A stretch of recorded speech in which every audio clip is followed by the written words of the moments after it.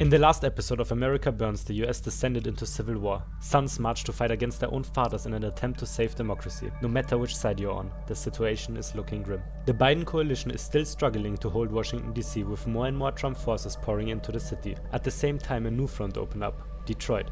Tens of thousands of red units are marching into the city while being constantly bombarded by the Air Force. Biden is in a tough dilemma. Should his coalition march towards Detroit? If they don't, they will lose the city. However, if they do and fail, they could lose the entire war.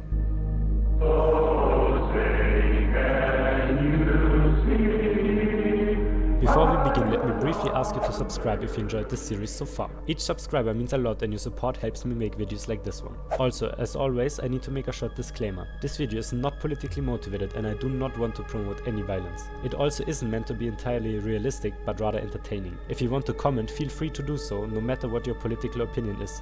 However, please stay civil. Now, before we dive into the continuation of the Second American Civil War, let me briefly catch you up to current events. In the last episodes, pro-Trump insurgents stormed the Capitol and took several senators hostage. Trump declared martial law, which ultimately led to a civil war between his administration and the Biden coalition. The Army and Marine Corps remained loyal to Trump, while the Navy and Air Force defected to join Biden's side. Their first encounter was in the brutal Battle of DC, in which the pro-Biden National Guard stormed the Capitol, which ultimately resulted in the deaths of all hostage senators. Now Biden is losing ground in DC fast, while Trump's forces managed to encircle Detroit. The entire Michigan National Guard and a high number of pro-Biden militias is trapped inside the Iron City, fighting an urban guerrilla war against the invaders. If Biden loses both Detroit and these vital troops, his faction might never recover. So far in this series, we've only looked at the bigger picture. While we will still do so in this video, I want to showcase some more personal stories from Americans fighting in the Civil War. While their thoughts and actions won't change the outcome of the war, their stories showcase how real American people might react to such horrific civil war. I will dedicate one chapter to their stories and insights. Afterwards, we will find out what Biden's plan is to win the Civil War.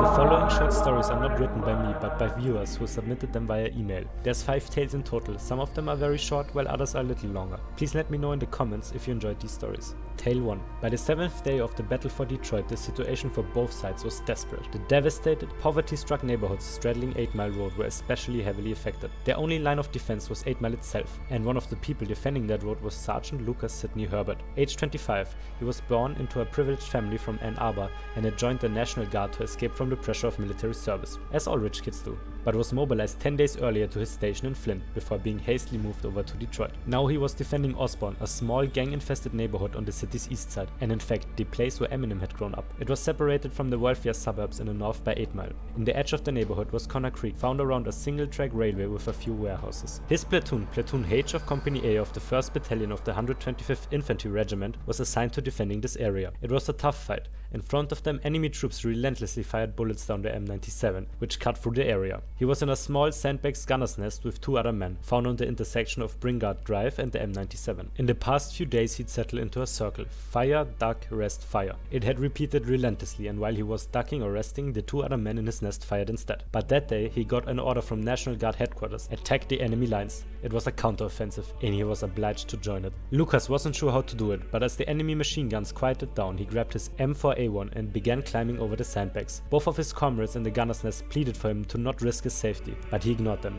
He jumped over the very top and began running. Initially it was quiet. He ran some 60 yards before he heard machine gun fire. A few bullets narrowly missed him before he stopped to duck behind a truck on the side of the road. The bullets sliced through its doors and windows, shattering the glass and sending it barreling towards him. Lucas grasped his gun tightly to reassure himself. The fire quieted down as the enemy troops reloaded their machine guns. He then jumped around the truck, running further towards their lines, passing the intersection of Coleman Drive and the M97, and arriving at the enemy lines. Lucas broke through the sandbag wall around the lines, tearing through the barbed wire with his feet, leaving scars across his body.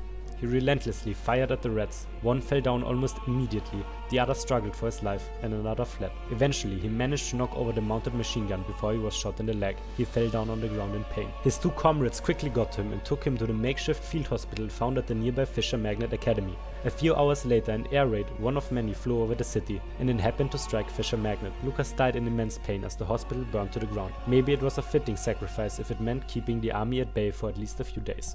Tale 2 by Changes Alone Endure. This short story is a final letter from Frederick Warren, a 40-year-old veteran who was working as a gravedigger at Woodlawn Cemetery when the Civil War broke out. Although not stated in the letter, he is staying to protect the graves around him, including that of Rosa Parks, due to a rumor on Twitter where white supremacists claim that her body will be used as an example of something once captured. Alexandra, I have thought long about what I was going to write to you. Sergeant Pepper says the treacherous Marines have crossed into the cemetery and that they are only half an hour or so away from our positions at the Rosa Parks Freedom Chapel. We are split too thin, and Pepper has demanded that some volunteers blow up 8 Mile and Woodward Avenue section, while others guard the chapel against looters and traitors. Both are a suicide mission, and Sven and I have signed up for the latter. Since the phone lines are too compromised, Pepper has asked us to write our final letters the old-fashioned way. I know what you're doing, shaking your head, tears flowing out of those precious sea-green eyes and screaming why to the winds. Please do not worry about me as much as you can. Tell Amir and Penelope that I love them with all my heart. They are the sunshine and the air that I feel and breathe in these harrowing moments. The strength of 1,000 men could not compare to the love I have for my family. In the 20 years we have been married, you know this has always been how I would go out. I was never one for a quiet ending, was I? From Iraq to Afghanistan, I have fought enemies on all sides. But now, even when surrounded by the dead, I have never felt more alive. You are the finest of women and the bravest of souls. If I am to die, then my final thoughts will be of us. As I breathe my last, I will imagine your scrappy sunflower dress and sweet smile under the beauty of the stars as our kiss showed me life. Out of all my accomplishments and desires, my greatest was getting the chance to love you. I love you, Alexandra May, in this world and the next. Your loving husband, Frederick. Tale 3 by It's Orloff. Diary of 2nd Lieutenant Jason Richards, U.S. Army soldier, Battle of Detroit. We've got Detroit surrounded, but Biden's forces refuse to quit. It's like Stalingrad out here, street by street, floor by floor, fighting over rubble. The city's burning, buildings crumbling, and the air's thick with smoke. We take ground during the day, but by night they push us back. Supplies are running low, and the enemy snipers pick us off every chance they get. It's brutal, like fighting ghosts. We were all Americans once, but now it's a blood feud. I don't know how much longer they can hold out, but it feels like the city is going to swallow us all. The following is an interview segment with a pro-democracy black bloc protester in Detroit, several days into the fighting in the city. The media, whenever they can report, they talk all about the National Guardsmen and the army, the soldiers, the bombing runs, the maneuvers and encirclements, the tanks. That's all they talk about nowadays. I can't really blame them, because I mean, it's not every day you see soldiers, real soldiers, fighting on American soil. But, like, there's still the whole other side of the war that they just stop talking about as often. It's our war, the civilian war, because we're at war too. I mean that completely literally. We're out there killing each other in the streets just as much as the soldiers are. Wherever the soldiers aren't, that's where we are. And that's where the real psychos are too. Proud Boys, Oath Keepers, and any of the hundreds of militias that sprung up over the past few weeks. And they're not trained, not really. I mean, we'd make fun of these guys online for the longest time, but they genuinely don't care if they die. I read about this kind of mentality for ISIS fighters, and seeing it here is just crazy. There's not that much cohesion once the shooting starts, and most organization is ad hoc, leaders shouting and screaming to stay organized. They'll throw bombs, they'll shoot, and we shoot back, and if we run out of ammo we start throwing shit at each other. And when there's nothing left to throw, it turns into a melee. Clubs, knives, machetes, bats. There's no rules of engagement because we're not soldiers, we're just people trying to kill each other by any means necessary. Tale 5. Our battalion received intelligence that the National Guard in Detroit was considering water evacuation up the St. Clair River via commercial vessels to join forces with Minnesota's National Guard. My team had been hiding on a private yacht off Belly Isle for over 12 hours, awaiting instructions. The evacuation faced a challenge. Parts of the St. Clair River were frozen. We learned from pro-Trump sympathizers about 2 Coast Guard tugboats nearby, one on Belle Isle and another across the Detroit River, preparing to break ice at dawn. Our mission: render both tugboats inoperable to halt the evacuation. For the Belle Isle boat, we planned to neutralize the crew on board, improving our chances of successfully exfiltrating on our yacht. The other boat required a different approach. The 2 SARC on the team would dive to plant limited mines on its hull. Maintaining secrecy was crucial, as the Coast Guard neutral reputation meant news of our operation could harm the pro-Trump's coalition's public appeal. We hoped Detroit's gunfire would mask the underwater explosions. The rest of the team left the yacht in the concealment of night across the virtually empty island. A technician briefed us SARC on planting and arming the limited mines. Our task: dive across the Detroit River, reach the tugboat at the Coast Guard station, plant and arm the mines, then dive a mile downstreams to where the yacht will be. As we began our cold dive through the Detroit River, we reached the Detroit side and followed the bank to the boatyard. I unclipped the mine from the keeper plate, and it magnetically locked onto the ship's hull. My fellow SARC approached from under the boat, signaling he had started the delayed fuse on the opposite side. I immediately set my timer and hurriedly dove away downstream. After diving downstream for what seemed like an eternity, we finally boarded the yacht, relieved to see that the rest of our team had also made it out. As we were taking off our diving suits, we heard the mines detonate amidst gunfire. Mission successful. I hope these 5 short stories gave you a glimpse into the harsh realities on the ground. While it's intriguing to speculate about grand what-if wars, we must remember that real people endure unimaginable suffering in these scenarios. With that sobering thought, let's turn back to the heart of the Second American Civil War and the battle for Detroit. As of January 30, it appears that Detroit is on the brink of falling entirely under Red control, but Biden still has cards to play. Though the Red forces have encircled Detroit, they've made a critical error. Their flanks in Ohio and Indiana remain exposed. A well-coordinated blue offensive could break the siege and change the tide of the war. Yet, even as Biden's military advisors plot a counterstrike, another piece of advice reaches his ear. Military strength alone won't decide this conflict. Victory will also be determined by perception, both at home and abroad. The battle for Detroit may be fierce, but the most crucial fight could be for the hearts and minds of the people. Winning the propaganda war may be the only path to ultimate victory.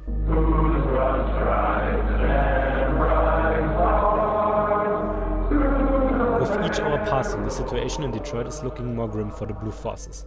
They're fighting a guerrilla-style war while the Air Force is tirelessly bombing positions of Trump's army.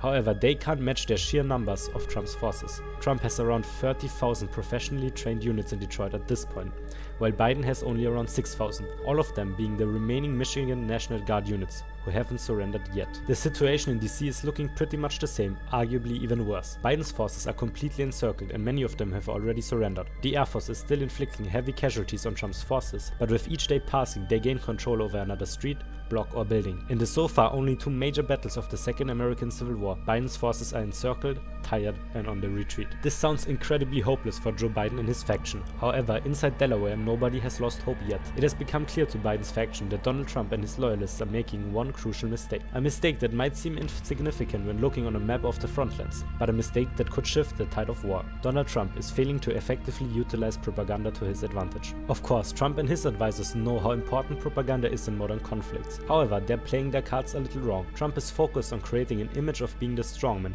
that saves America. He paints his troops as the strong patriots and Biden's troops as the weak enemies of America. His propaganda campaign heavily emphasizes victories achieved by the Red forces, such as the encirclement of Detroit and the almost finished victory in Washington, D.C. However, what his propaganda is not acknowledging is the situation on the ground, and for a good reason. In Detroit especially, Blue forces are fighting a guerrilla-style war. This makes it extremely difficult to tell for Trump's forces who is a civilian and who isn't. Even though the Battle of Detroit is not raging on for long now, several Red militia units have already committed atrocities against local communities. Especially African American suburbs of Detroit are suffering. There are several instances of militia units killing civilians seemingly at random because they mistook them for Biden's forces. Also inside Trump militias, several radical racists have mixed themselves amongst the Trump supporters. While the Army and Marine Corps specifically want the militia groups to not harm civilians, still many hateful attacks in Detroit happen. Imagine reports of teenagers and children being killed by Red militants. The Trump administration is largely looking away from these issues, being focused on fully capturing Detroit. They view that capturing the city will result in a propaganda victory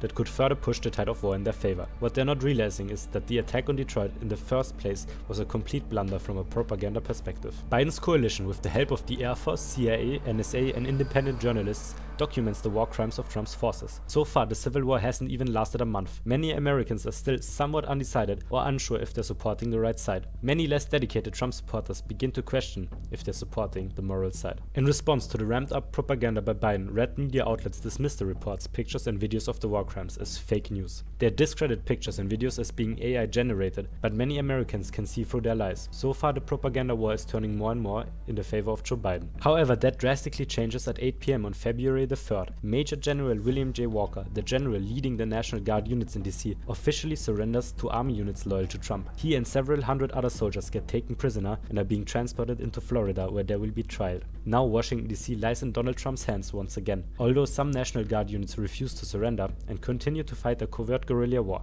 This marks a huge propaganda victory for Donald Trump, or at least that's what he initially thought. Headlines and Red media outlets preach about the victory in DC and how God is on their side. The Biden coalition, however, was was prepared for the eventual fall of DC. While they did not expect General Walker to surrender this soon, they are not completely dumbstruck by the event. Within hours, they pump out a large-scale propaganda campaign depicting atrocities and destruction inside DC. They call for Americans to protest the fascism that has taken over their capital. General Walker is turned into a martyr who fought for the Constitution, liberty, and America. The Biden coalition details reports about Walker and the other captured soldiers being brutally tortured in Florida ahead of the trial. If the reports are true or not is anyone's guess, but they are effectively in further pushing the image of Trump being a villain. This is motivating more and more soldiers to take up arms in support of Joe Biden. But before we continue with how the propaganda is unfolding, we need to look at Biden's next big step. Now, with DC under Trump's grip, it is clear that Biden needs to take decisive actions now. Right now, many blue forces are practically doing nothing in the Northeast. They build defenses in states like Pennsylvania, New York, and Co., only for the red forces to attack Michigan. Now, with the effective propaganda campaign and the fear of being tortured, mock tried, and executed, the blue forces are extremely motivated to fight. However, Biden needs to truly rally the nation behind the cause of Detroit if he wants to save the city. In the second week of February, Biden's coalition ramps up their propaganda efforts to a new high. Documents and videos of brutal war crimes get shared across the world. Biden holds several speeches calling Detroit the last stand for democracy. Now the stage is set for the March on the Iron City. On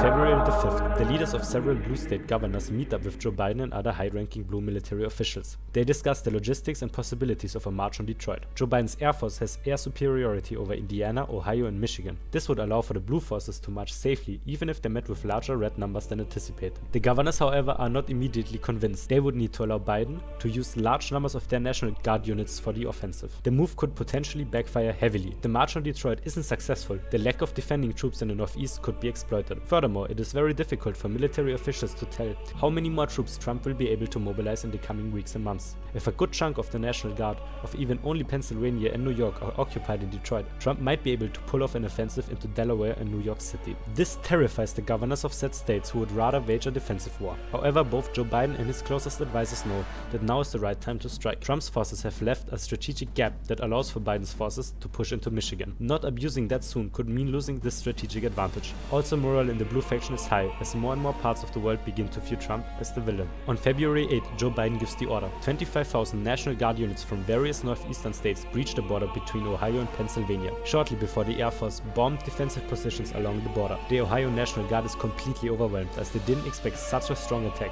this soon. However, they put up a strong fight, and even with the support of the Air Force, the blue advance is slower than anticipated. No matter where blue units are passing through, they're met with ambushes and guerrilla-style attacks. They're mostly moving along Lake Erie as their goal is not to occupy Ohio but to reach Detroit quickly. Inside Mar-a-Lago, panic is ensuing. Trump's advisors didn't expect such a strong attack this soon. Of course, a counter-offensive was anticipated, but later and with a smaller force. Shortly after the breach into Ohio, Trump meets with the governors of Texas, Florida, Georgia, and a few more red states. Their National Guard units have already defeated most of the resistance inside bigger cities like Miami, Houston, or Atlanta. Both in Florida and Texas, they begin to assemble alongside Army and Marine Corps units. In total, just 48 hours after the breach, Trump's faction has already mobilized 50,000 soldiers ready to march north. Of course, Biden has caught wind of this, and it's becoming clear to him and his coalition that the battle for Detroit will be a deciding factor in winning the war. Whoever can aid the city better will gain the clear upper hand. Biden's forces move towards Detroit sluggishly but steadily. They reach the outskirts of the city on February 11, 3 days after crossing into Ohio. 4 p.m. on February 11, the first battle between National Guard units of New York and pro-Trump Army units breaks out in the outskirts of Detroit. Within the next hour, several similar battles break out in the southern side of Detroit.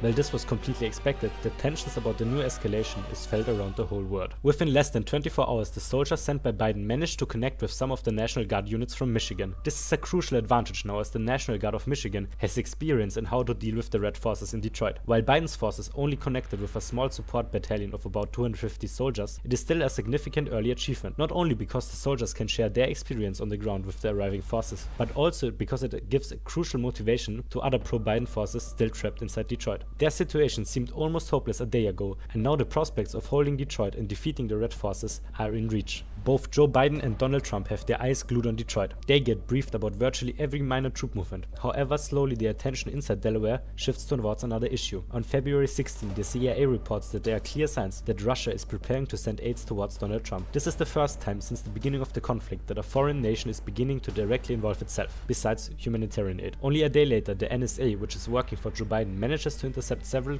conversations between some Trump advisors and Sergei Lavrov, the Russian foreign minister. In the intercepted talks, there are mentions about sending a large scale of aid to Donald Trump in exchange for Trump to abandon NATO and the European Union. According to the interception, Putin is ready to send Trump a significant amount of aid, mainly guns, ammunitions, but even some tanks and airplanes. Also, Lavrov promised the Russian mercenary force Wagner will send 5,000 of their soldiers to help in Detroit. Yes, you have heard me correctly at the end here. Putin is willing to send 5,000 soldiers. Why would he do that? Would 5,000 soldiers even make a difference?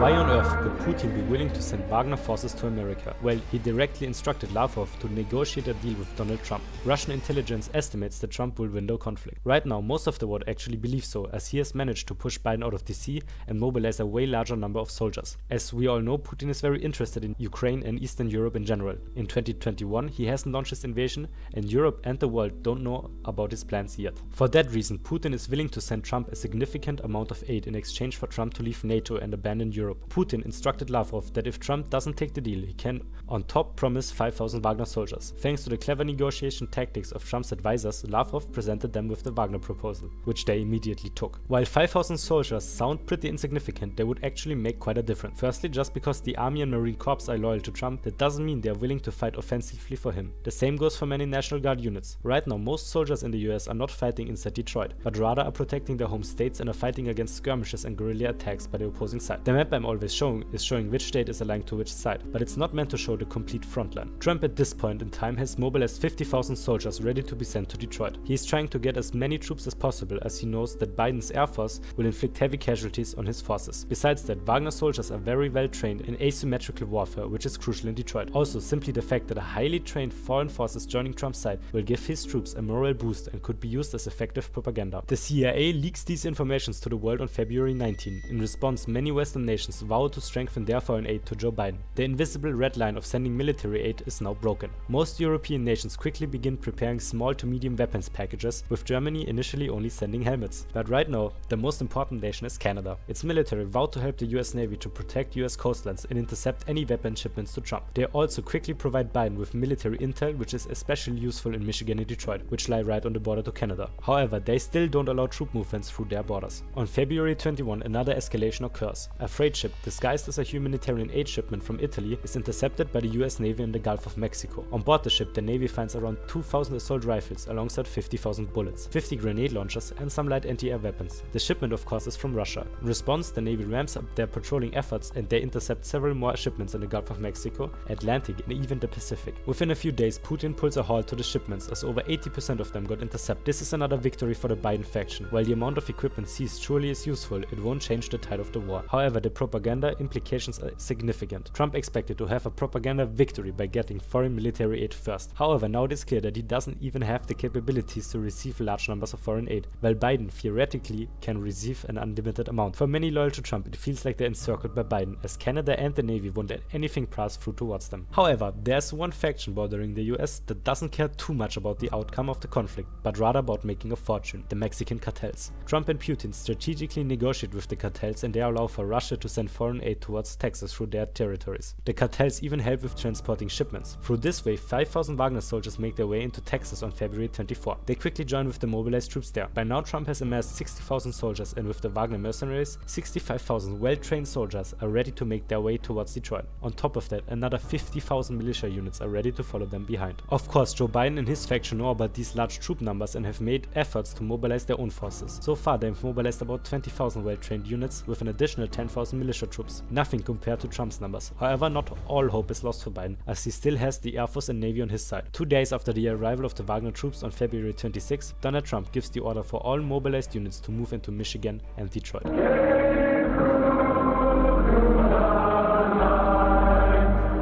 Currently, around 20,000 well-trained pro-Trump soldiers are battling 27,000 pro-Biden forces in Detroit. After nearly a month of intense fighting, both sides have suffered heavy casualties. Thousands of pro-Biden protesters, militia groups, and local resistance fighters have been killed, along with over 10,000 pro-Trump militia members and about 5,000 Army and Marine Corps troops. Biden's forces have lost 2,000 highly trained soldiers. Despite this, Biden holds the advantage with slightly more well-trained units, complete air superiority, and a far better intelligence over the city. Trump, however, still commands around 30,000 militia fighters, a As it stands, Biden is dominating the battle in Detroit. Almost none of the Michigan National Guard units who fought since day one in Detroit are now encircled. Most of Trump's forces by now have retreated to the north of the city. However, a large chunk of the militia units are still trying their best to fight a guerrilla-style war. However, most of their attempts fail as the Air Force is patrolling the sky 24/7. This dynamic, however, will change very soon. Inside Delaware, Biden is made aware about the movement of Trump's forces from Florida and Texas. He orders the Air Force to conduct strikes on the moving soldiers. Just a few days ago, he ordered his 20,000 newly mobilized soldiers to fortify his supply lines towards Detroit. If Trump's forces manage to cut Detroit off, that would be the end of the city. The 20,000 soldiers fortify Ann Arbor, Toledo, Cleveland, and the highways and other smaller strategic points along the supply line. Biden's advisors expect that around half of 65,000 Trump soldiers are tasked with destroying the supply link between the Northeast and Detroit, and the other with reinforcing and then capturing Detroit. As Biden's advisors expected, 35,000 of Trump's forces, including the 5,000 Wagner soldiers, moved directly into northern Detroit, while the remaining 30,000 are more split up and attack along the supply line. They mainly focus on Toledo as it is the weak point of the defense. While Biden's forces in Toledo are outnumbered 1-3, with the Air Force flying overhead constantly, Trump's forces make practically no advances into Toledo. Biden's supply lines stand firm so far. In Detroit, the situation is shifting though. Now Trump has 55,000 units standing against Biden's 27,000. On top of that, Trump's units are highly trained in urban combat and not exhausted, unlike Biden's forces. Trump's forces slowly capture block after block, street after street, on their way towards Detroit Metropolitan Wayne County Airport. This airport is the base of operations for many planes of the Air Force conducting strikes against Trump units. All blue forces have the task to protect it. It is the highest priority target. Of course, Trump's units also make their way towards downtown Detroit. This is also where the majority of the Wagner soldiers are operating. Now, as slowly all of Trump's forces are pouring into the city, the fighting is truly escalating. Every high building is used by snipers and the sounds of gunshots, explosions and airplanes are constant. Small drones are soaring through the skies, dropping explosives into tanks and buildings. Armored vehicles are filling the streets of downtown Detroit. While the images of Detroit before and the fight in DC were shocking, Americans and the world hold their breaths as the images of the fighting in Detroit reach global headlines. Biden's forces have the clear disadvantage and they are retreating at a similar pace as in DC. The Marine Corps are highly trained in urban warfare and by now they have figured out how to effectively use Detroit's dense urban areas and industry to minimize the danger of Biden's forces. However, the propaganda war Biden is waging is becoming more effective with every new image of the destruction in Detroit. Residents inside Detroit put up heavy resistance against Trump's units, especially the super violent militia groups. However, that is still not enough to stop the slow but steady advance of Trump's units. Inside Delaware, everyone knows they need a change of strategy. Biden's military advisors brief him that there is virtually no way to win the ground war in the city. They need to besiege Trump's troops and cut off their supplies. The Air Force is largely redirected towards striking supply lines and infrastructure hubs the Red forces used to supply their troops in Detroit. Initially, this gives the Red forces an advantage as they're now able to move quicker through Detroit than before. By March 10, Trump's forces have pushed the majority of Biden's forces out of central Detroit.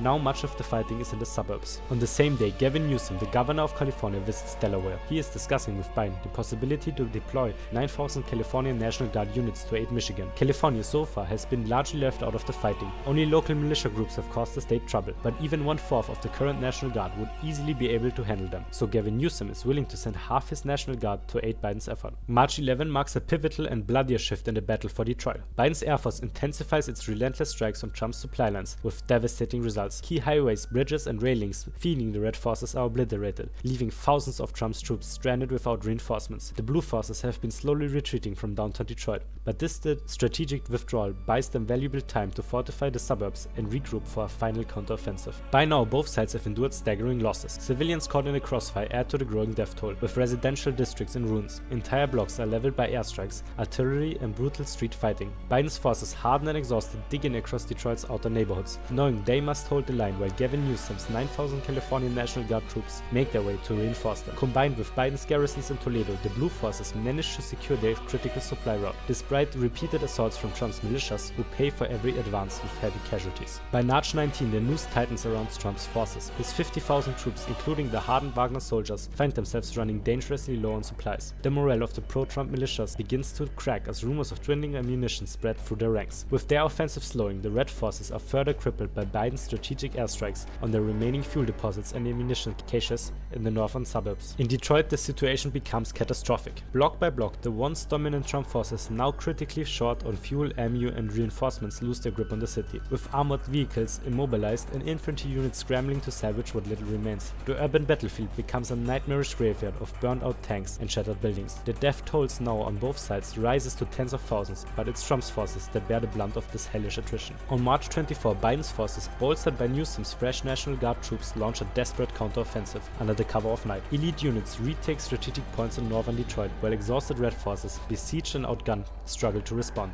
The ambushes are merciless. Buildings rigged with explosives collapse on advancing Trump militias. Trump's guerrilla tactics, once feared, now crumble without the supply to sustain them. Facing the onslaught, Trump orders a final all-out assault on Detroit Metropolitan Wayne County Airport, a last-ditch attempt to turn the tide, but the blue forces are ready. Biden's Air Force continues its relentless bombardment, cutting through Trump's armored columns as they push towards the airport. In one particularly brutal engagement, hundreds of Trump's soldiers perish in an ambush that leaves the streets littered with wrecked vehicles and bodies. And by March 30, Trump's forces are trapped. Halted by Biden's fortified suburban defenses and under constant aerial assault, they find themselves with no way out.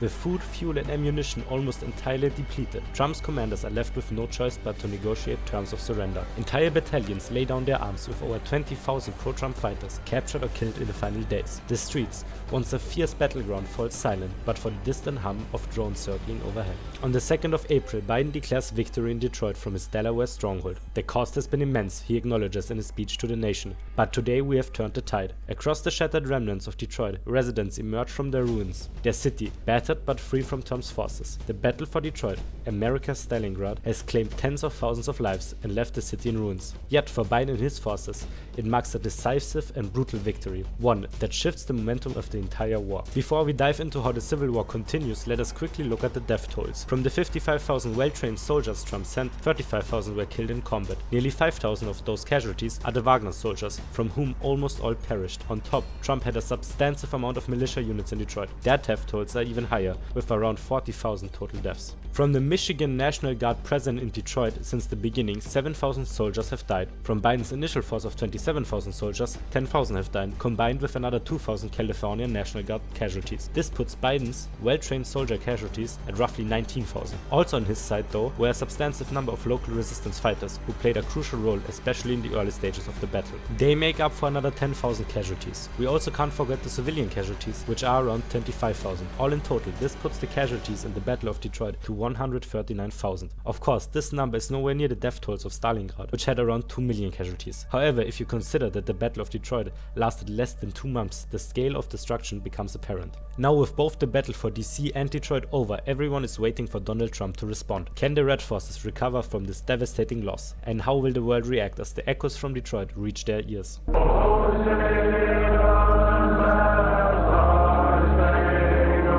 Media outlets all around the world, and many inside the US, compare the Battle of Detroit to the Battle of Stalingrad. Western world leaders are pleading to Donald Trump to lay down their arms. The Biden coalition is celebrating their victory with caution. They've proven that the Trump administration's greatest strength, their manpower, can compete with their Air Force, intelligence and high morale. With Detroit now firmly in their hands, Biden also has a decent lead when it comes to military production output. While it is true that the majority of raw resources still lie in Trump's hand, the majority of heavy factories are under Biden's control. For every bullet the Trump administration produces, Biden's coalition can produce 2. On top of that, the Navy is blocking any weapon shipments meant for Trump, while the blue states get constant shipments of equipment from the EU, UK, Japan, South Korea and co. Also, the factories under Biden's control are far safer. Thanks to the Air Force, Biden has the power to bombard infrastructure, factories, supply hubs and co. all over the continental US. With the Air Force now largely free after the Battle of Detroit, they immediately begin attacking Red military infrastructure. Their main targets are facilities in Texas and Florida, as those are the Red strongholds.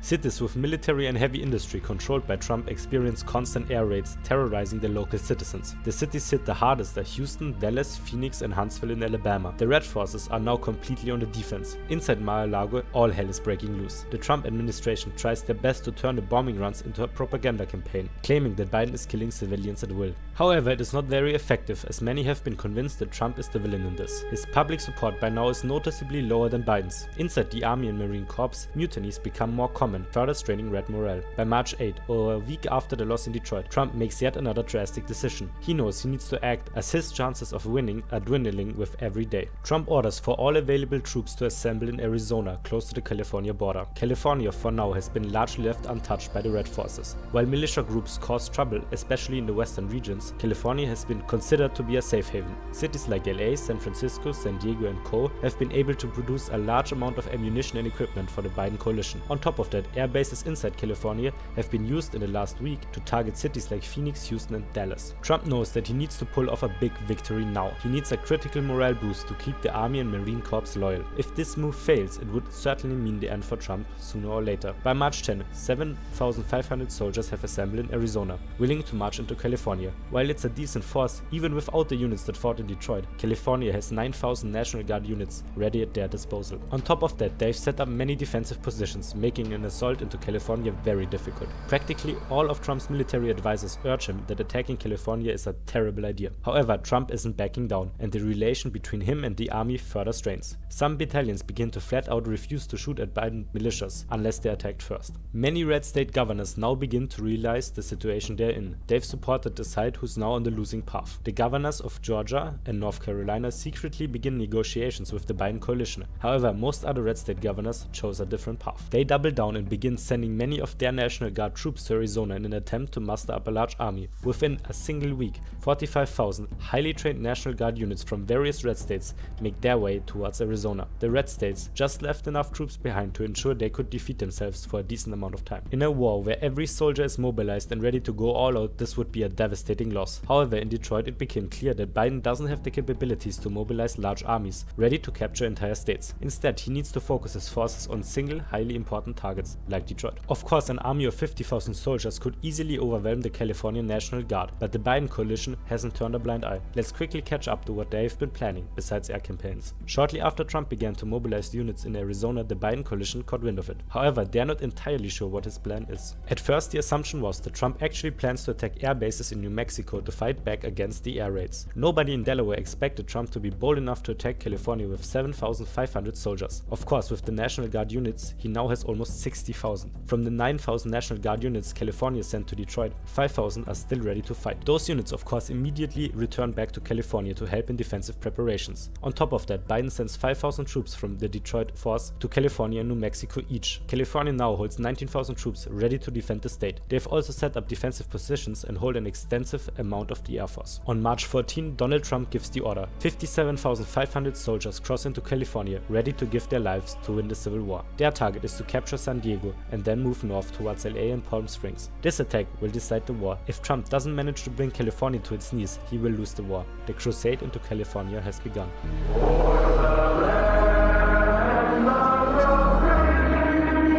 The Red forces immediately encounter issues. The Air Force has been ready, and the moment the troops cross the border, they begin an all-out assault. Biden's coalition has learned how the Trump administration wages war. They know they will win in the long run if they manage to hold back the initial wave. Now they know that they can't compete for every meter of land, but need to strategically retreat first. Mere minutes after Trump gave the order, several bombers, helicopters, fighter planes and drones moved from various air bases towards Arizona. Instead of targeting the attacking force, they focused their firepower on supply chains and support companies. Missiles and bombs rained down on oil depots, highways, train lines and support battalions in Arizona. The strike was a success, and only hours after the attack started, the Red forces already lost a significant amount of their supply capabilities. To further strain their resources, Biden orders the 5,000 soldiers tasked with defending New Mexico to move into Arizona. Their goal is to blockade highways, railways and other connecting points between Arizona and the rest of the Red states. With this move, they ensure that the soldiers marching into California are now left without any backup. They are now practically encircled, and the only direction they can go is forward. The Red soldiers push hard towards San Diego, but are met with fierce resistance by the California National Guard. The Blue forces tactically retreat several times to conduct ambushes in strategic positions. They had at least some time to prepare after all. This puts a heavy strain on the Red forces, who become more desperate with every hour passing. They are making strong advances, but with every new ambush, their casualties stack further. On March 16, 52,000 of the initial 57,500 soldiers reach the outskirts of San Diego. The city is prepared, however, and the Blue forces begin to dig in, ready to defend the city. The Air Force now is also ready again to strike at Trump's forces directly, and with no supplies being able to come to their aid, the 52,000 Red soldiers are practically trapped. 2 hours after they breach the first suburbs of San Diego, the Air Force begins their next all-out assault. Planes, helicopters and drones from all over California roar over the soldiers, dropping countless bombs and missiles on the sitting ducks. Meanwhile, the 5,000 Blue soldiers in Arizona have managed to keep their supply blockade up. The remaining soldiers of the Arizona National Guard are attacking their positions, but with the Air Force's support, the Blue blockade holds. The Red forces in California are still making steady progress, but their casualties are skyrocketing. By the time they reach the actual city lines of San Diego on March 18, only 40,000 soldiers remain. Also, the further they move into the urban areas, the more of a local resistance they are facing. Many residents of San Diego organize into militias to fight alongside the California National Guard to protect their city from the Red Terror. On March 19, nothing much changes about the situation. The Red forces push further while still suffering heavy casualties. However, somewhere else a significant turn of event occurs. The governors of Georgia and North Carolina, formerly red states, declared their neutrality and in separate speeches both accept Joe Biden as the rightful president. They also vowed to not intervene in the fighting in any way from now on. They did so in return for legal immunity once the Civil War is over. To both of them it is clear that Trump can't win. This turn of events is a significant morale loss for Trump's forces and a big victory for Biden. The soldiers in California and Arizona feel like they're finishing off from what's left of the Red forces. Only a day later, several red state governors secretly make their way towards Delaware to negotiate similar deals. On March 22, the states of Utah, Indiana, Montana and Arizona also declared their neutrality. Now, the 5,000 blue soldiers in Arizona are free as they no longer need to blockade supply movements. It's now clear to the world that Trump has lost the Civil War. However, the war still isn't over and every decision made now by either side will still have a significant impact on the future of America and the world.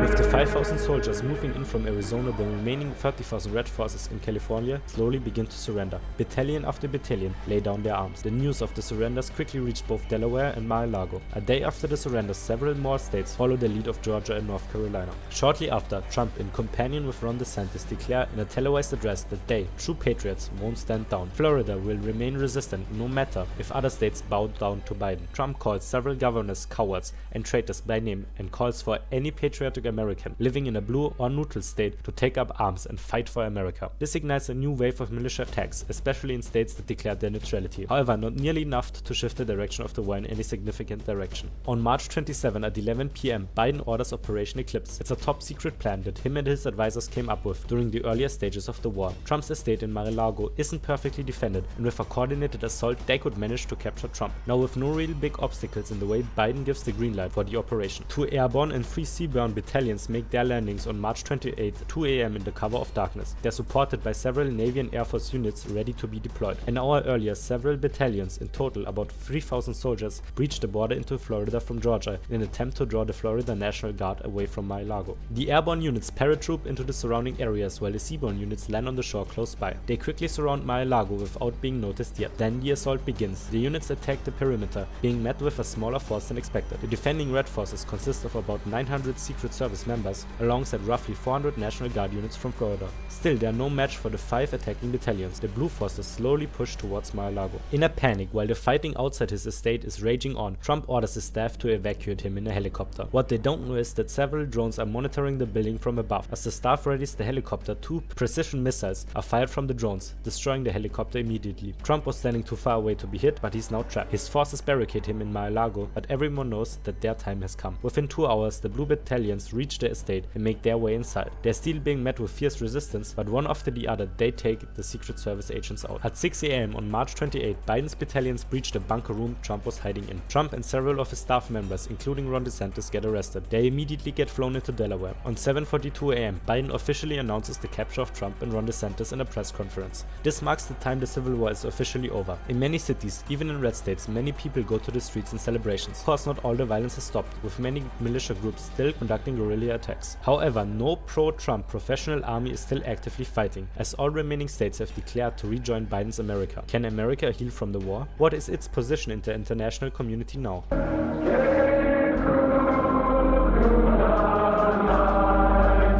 As celebrations erupted in cities from Seattle to Miami, a stark contrast played out in the shadows. The remnants of the Civil War lingered in the hearts and minds of millions. In the weeks following March 28, Biden's administration faced the monumental task of uniting a fractured nation. While the official fighting had ceased, the ideological rift that had led to the war remained wide and deep. On April 1st, Biden addressed the nation from the White, urging unity and healing. "We are not blue states or red states," he declared, "but the United States of America. It's time to come together, not as adversaries, but as neighbors, enemies, as friends, and as one people. The address resonated with many, igniting hope for a fresh start. Yet, the celebrations were met with resistance from die-hard Trump supporters. Many victory parades and celebrations get caught up in the violence by Trump supporters. Biden's administration faced increasing pressure to address the discontent without further inflaming tensions. Meanwhile, in Mar-a-Lago, the once opulent estate is now a partly destroyed mansion, a stark symbol of the power lost. Trump and DeSantis, along with other prominent figures, were held in a maximum security facility in Delaware, awaiting trial for their roles in the uprising. Trump, once a dominant force in American politics, now found himself isolated, grappling with the consequences of his actions, while his followers clung to a hope for a comeback. On April 10, the official trials of Trump and several advisors, military officials, and red state governors who haven't declared their neutrality begins. The trials are being held inside Detroit to honor the city's importance in the war. Media outlets around the world compare the trials to the Nuremberg trials. Back on the ground, citizens face the grim realities of a nation healing from deep wounds. Economies in several states had collapsed during the conflict, leaving countless people unemployed and desperate. Biden's administration rolled out a comprehensive recovery plan, focusing on infrastructure,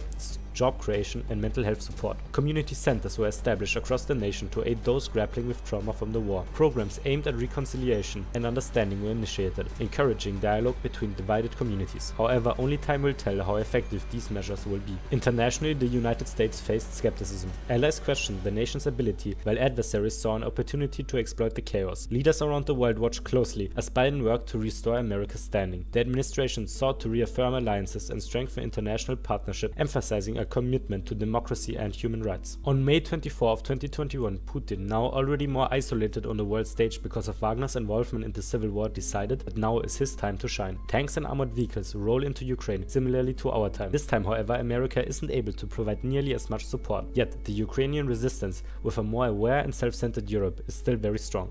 The Second American Civil War, in combination with the attack on Ukraine, truly finished off any international hope for a peaceful future. Europe is rearming itself in the desperate attempt to support Ukraine against Russian aggression. Without the strong deterrence of the US, many nations fear that a large-scale conflict, or even World War III, is inevitable. However, Biden is still trying his hardest to heal the wounds inside his nation, also works around the clock to re-establish the US as a stable beacon of hope internationally. He meets up with many European and Western leaders to try to re-establish close diplomatic ties. However, the wounds created by the Civil War, even the international ones, will take years or even decades to heal. That is, if the world can find a peaceful path in such a dystopian scenario. However, how this story continues beyond 2021 is up to your imagination now.